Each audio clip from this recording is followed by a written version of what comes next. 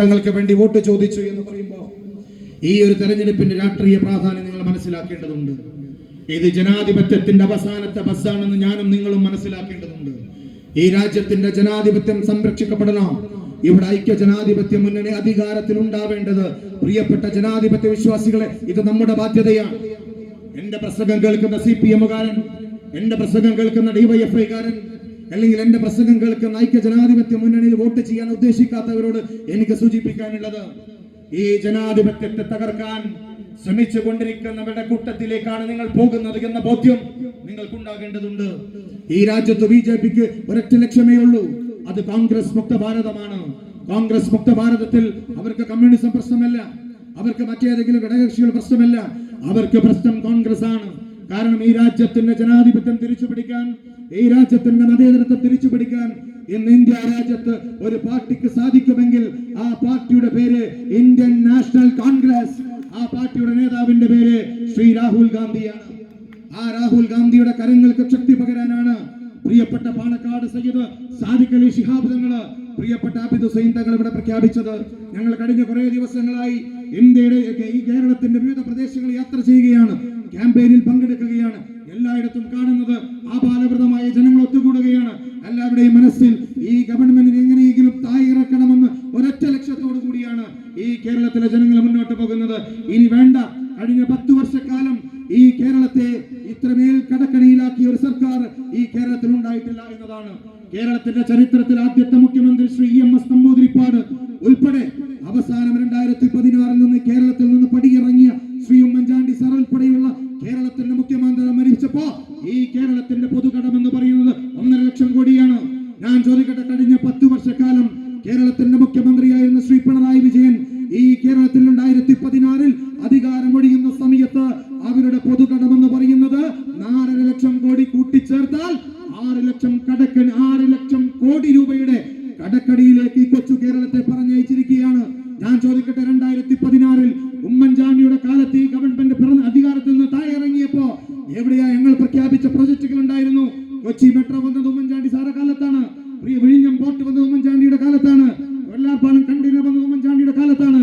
നിയോജക മണ്ഡലത്തിൽ കോളേജ് ഇല്ലാത്തത്, ആ കോളേജുകൾ കൊണ്ടുവന്നത് പ്രിയപ്പെട്ട ഉമ്മൻചാണ്ടി സാറുടെ നേതൃത്വത്തിലുള്ള ഐക്യ ജനാധിപത്യ മുന്നണിയുടെ കാലത്ത് ഭരിച്ചപ്പോഴാണ്.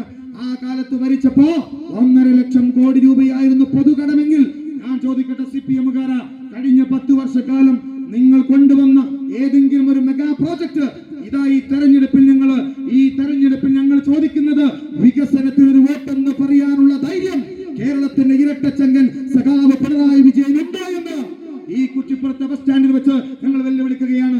ഈ തെരഞ്ഞെടുപ്പിൽ എന്താ നിങ്ങൾ പറയുന്നത്? ഒരു മാന്യമായ ഒരു ചോദ്യം ചോദിക്കാൻ ഒരു യുവാവ് എണീറ്റ് നിന്നപ്പോ വീട്ടിൽ പോയി ചോദിക്കുക എന്ന് പറഞ്ഞ കേരളത്തിന്റെ ധിക്കാരിയായ മുഖ്യമന്ത്രിയെ മെയ് 4-ാം തീയതി കേരളത്തിലെ ജനങ്ങൾ വീട്ടിലിരുത്തുമെന്ന് ഉറക്കെ പറയാനുള്ള ഒരു തെരഞ്ഞെടുപ്പാണ് നമ്മുടെ മുമ്പിലുള്ളതെന്ന് പറയണം. ഞാൻ ചെറുപ്പക്കാരനാണ്, എന്റെ മുമ്പിൽ നിൽക്കുന്ന വിദ്യാർത്ഥികളുണ്ട്. ഒരുപക്ഷെ MSF-ന്റെ ദേശീയ അധ്യക്ഷൻ എന്ന നിലയിൽ ഇന്ത്യയുടെ സർവകലാശാലയിൽ ഞാൻ യാത്ര ചെയ്തിട്ടുണ്ട്. ആ സർവകലാശാലയിൽ യാത്ര ചെയ്യുമ്പോൾ ഈ കോട്ടക്കളിലെ കുട്ടികളെ കണ്ടിട്ടുണ്ട്, ഈ കുറ്റിപ്പുറത്തെ കുട്ടികളെ കണ്ടിട്ടുണ്ട്, ഈ തൊട്ടപ്പുറത്തുള്ള പ്രദേശങ്ങളിലെ കുട്ടികളെ കണ്ടിട്ടുണ്ട്. അവർ ഉന്നത വിദ്യാഭ്യാസം തേടി ഈ രാജ്യത്തിന്റെ വിവിധ സംസ്ഥാനങ്ങളിലേക്ക് കടന്നു ചെല്ലുമ്പോ ഞാൻ ചോദിക്കട്ടെ, കഴിഞ്ഞ 10 വർഷക്കാലമായി കേരളത്തിലെ ചെറുപ്പക്കാരികളും ഉന്നത വിദ്യാഭ്യാസം ലക്ഷ്യം വെച്ച് പോയത് ഇന്ത്യക്ക് പുറത്ത്, കേരളത്തിന് പുറത്തായിരുന്നു. എവിടെയാണ് ഉന്നത വിദ്യാഭ്യാസം കേരളത്തിൽ ഉണ്ടായത്? അത് തകർത്തിരിക്കുകയാണ്. കേരളത്തിന്റെ ആരോഗ്യ മേഖല നോക്കൂ നിങ്ങൾ, ഇന്ത്യക്ക് മാതൃകയാണ്. വേൾഡ് ഹെൽത്ത് ഓർഗനൈസേഷൻ അടക്കം ഈ രാജ്യത്തിന്റെ, ഈ സംസ്ഥാനത്തിന്റെ ആരോഗ്യ രംഗത്തെ പ്രശംസിച്ചിട്ടുണ്ട്. ഉമ്മൻചാണ്ടി എന്ന് പറയുന്ന കേരളത്തിന്റെ ജനകീയനായ മുഖ്യമന്ത്രിക്ക് അവാർഡ് വാങ്ങിക്കൊടുത്തത് കേരളത്തിന്റെ ആരോഗ്യ രംഗത്തെ മികച്ച പ്രവർത്തനത്തിനാണ് എങ്കിൽ ഈ ആരോഗ്യ രംഗത്തെ എത്രമേൽ അപകടത്തിലാക്കി കൊണ്ടുപോയി എന്നത് ഞാനും നിങ്ങൾ മനസ്സിലാക്കേണ്ടതുണ്ട്. അതുപോലെ തന്നെ വ്യാവസായിക രംഗം ഇവിടെ ഏറ്റവും വലിയ പ്രയാസം അനുഭവിക്കുന്നു, തൊഴിലില്ലായ്മ. നോക്കൂ നിങ്ങൾ, ഈ കുറ്റിപ്പുറത്തെ പരിസരങ്ങൾ പരിശോധിക്ക്, നിങ്ങളുടെ വീട് നിങ്ങൾ പരിശോധിക്ക്, എവിടെയാണ് പുതിയ തൊഴിൽ വരുന്നത്? നമ്മുടെ ചെറുപ്പക്കാർ എവിടേക്കാണ് പോകുന്നത്? അവർ തൊഴിൽ നേടി പോകുന്നത് ഇന്ത്യക്ക് പുറത്താണ്, അല്ലെങ്കിൽ ഇന്ത്യക്ക് പുറത്തും വിദേശ രാജ്യങ്ങളിൽ അവർ കടന്നു ചെല്ലുമ്പോ എന്തേ നമുക്ക് ഇവിടെ കൊടുക്കാൻ കഴിയാത്തത്? കഴിഞ്ഞ ഒരു മാസക്കാലം കേരളത്തിന്റെ പുതിയ യുഗം പ്രഖ്യാപിച്ചുകൊണ്ട് കേരളത്തിന്റെ പ്രഗത്ഭനായ പ്രതിപക്ഷ നേതാവ് കേരളത്തിലുടനീളം സഞ്ചരിച്ചപ്പോ അദ്ദേഹം പ്രഖ്യാപിച്ച പ്രൊജക്ടുകൾ ഉണ്ടായിരുന്നു. ഈ കേരളത്തെ നമുക്ക് മാറ്റേണ്ടതുണ്ട്. ഈ കേരളത്തിന്റെ വിദ്യാഭ്യാസ രംഗത്തെ മാറ്റണം,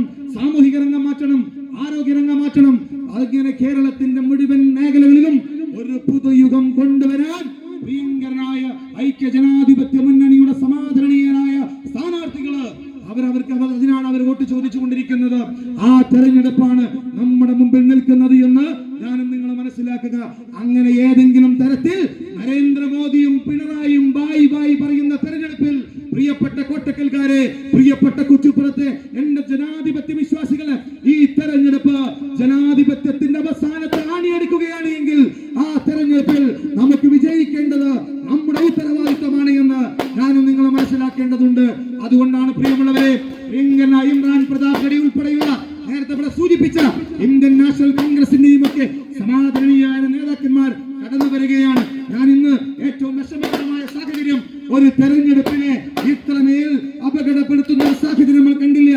ഇന്ന് നിങ്ങൾ അറിയുമോ, നിങ്ങൾ പേരാമ്പ്രയിൽ മത്സരിക്കുന്ന സ്ഥാനാർത്ഥി, മുസ്ലിം ലീഗിന്റെ സ്ഥാനാർത്ഥി ഫാത്തിമ തഹ്ലിയക്കെതിരെ അധിക്ഷേപ പരാമർശവും വർഗീയ പരാമർശവുമായി കടന്നു വരുമ്പോ ഒരു തെരഞ്ഞെടുപ്പിൽ വോട്ട് ചോദിക്കാൻ പോലും കഴിയാത്ത, വികസനത്തിന് വോട്ട് ചോദിക്കാൻ കഴിയാത്ത ഒരു സാഹചര്യത്തിലേക്ക് ഈ കേരളം മാറുകയാണ്. പ്രിയമുള്ളവരെ, ആരാണ് ഈ കടന്നു വരുന്നത് അറിയാമോ നിങ്ങൾക്ക്? ഇന്ത്യയുടെ ജനാധിപത്യ, ഇന്ത്യയുടെ ഇന്ത്യൻ നാഷണൽ കോൺഗ്രസിന്റെ ഭാവി പ്രതീക്ഷയാണ് പ്രിയപ്പെട്ട ഇമ്രാൻ പ്രതാപ് ഗഡി. ഉത്തരേന്ത്യയിൽ നിന്ന് നിങ്ങൾക്ക് ഏതെങ്കിലും സദസ്സിലേക്ക് കടന്നു ചെല്ലുമ്പോ അവിടെ കേൾക്കുന്ന വാക്ക് അത് പ്രിയപ്പെട്ട ഇമ്രാൻ പ്രതാപ് ഗഡിയാണ്.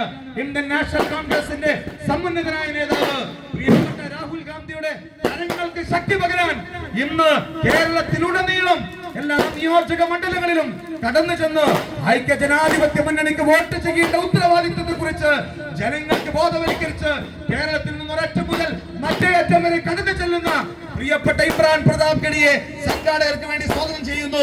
പ്രിയപ്പെട്ട മൈനോറിറ്റി കോൺഗ്രസിന്റെ കേരളത്തിന്റെ ചെയർമാൻ പ്രിയപ്പെട്ട സക്കീർ ഹുസൈനും പ്രിയങ്കരനായ ദേശീയ ഉപാധ്യക്ഷനായിരിക്കുന്ന ബ്രിജേഷ് ഉൾപ്പെടെയുള്ള പ്രിയങ്കരായിട്ടുള്ള ഐക്യ ജനാധിപത്യ മുന്നണിയുടെ എല്ലാ നേതാക്കളെയും സംഘാടകർക്ക് വേണ്ടി സ്വാഗതം ചെയ്തുകൊണ്ട് അഭിവാദ്യം അർപ്പിക്കുന്നു.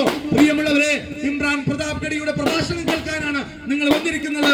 അതുകൊണ്ട് ദീർഘമായി ഒന്നും പറയുന്നില്ല. I heartily welcome the chief guest of the day, Imran Pradap Gadi, to the UDF convention. Jai Hind, Jai UDF.